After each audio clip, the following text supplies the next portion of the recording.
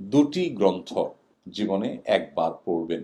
Number ১, কোরআনে কারিম শুরু থেকে শেষ পর্যন্ত অর্থ সহকারে, সময় কম থাকলে শুধু অর্থই পড়লেন, কোনো আলিম উলামা ইকরাম যারা আছেন তাদের তত্ত্বাবধানে, কোনো আয়াত অস্পষ্ট মনে হলে তাদের কাছে জিজ্ঞেস করলেন। আর আলহামদুলিল্লাহ আজকাল বাংলায়, ইংরেজিতে, বিভিন্ন ভাষায় তাফসির অ্যাভেলেবল।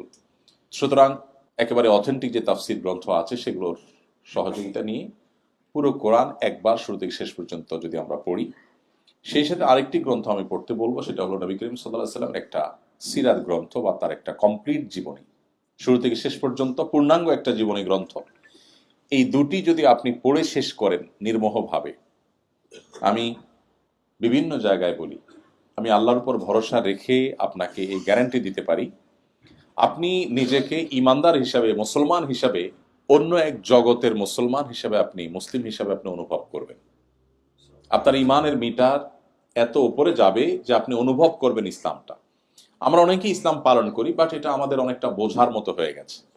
এখানে অনেক ভাই আছেন যারা মাদক সেবন করেন না এবং হারাম খাবার খান না, অনেক ইবাদতবন্দি করেন, কিন্তু এটা আমরা মুসলিম, আল্লাহ হারাম করেছেন, এরকম একটা মানসিকতা থেকে, যে আল্লাহ নিষেধ করেছেন তাই আল্লাহর কথা না শুনলে আবার মুশকিল, আল্লাহ দিবে মায়ের জাহান্নামে ফেলবে, টেনশন, এই জায়গা থেকে বিশেষ করে আমাদের তরুণদের মধ্যে, নতুন যে জেনারেশন আমাদের এখন, এই জেনারেশনের অনেকেই, তাদেরকে আমরা অবশ্য প্যারেন্টসরাও প্যারেন্টিং এর কোরআন এবং সুন্নাহ সম্মত প্যারেন্টিং না জানা থাকার কারণে বা অ্যাপ্লাই না করার কারণে আমরাও তাদেরকে এমনভাবে বলি যে আল্লাহকে তাদের কাছে নাউজুবিল্লাহ ভিলেনের মতো বানাই।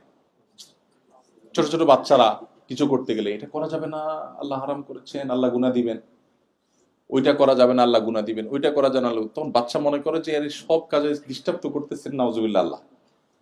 মানে এরকম একটা টেন্ডেন্সি বাচ্চাদের মধ্যে, হয়তো বলতে পারে না কেন তরুণদের মধ্যে নাস্তিক্যবাদের দিকে চলে যাওয়ার হার বাড়ছে নানা কারণে। এর অনেক ইস্যু, অনেক কারণ আছে, এর মধ্যে এটা একটা কারণ হতে পারে। তাদেরকে যে ইসলামটা ভেতর থেকে তাদেরকে অনুভব করার সুযোগ করে দেওয়া, ভেতর থেকে ইমানটা এনে তারপর ইসলামটাকে চর্চা করা, এটার মধ্যে একটা আনন্দ আছে, এখানে বোঝা নাই, সেটাকে আপনি দারুণভাবে ফিল করবেন। এটা যদি আপনি করতে চান তাহলে আপনাকে কোরআন পড়তে হবে এবং সিরাত পড়তে হবে। কোরআন এবং সিরাত পাঠ করার পর আপনি দেখবেন আপনার ইসলামটাকে আপনি এনজয় করছেন, আপনার কাছে তখন কষ্ট হবে না, আপনার কাছে তখন অনেক আনন্দ হবে।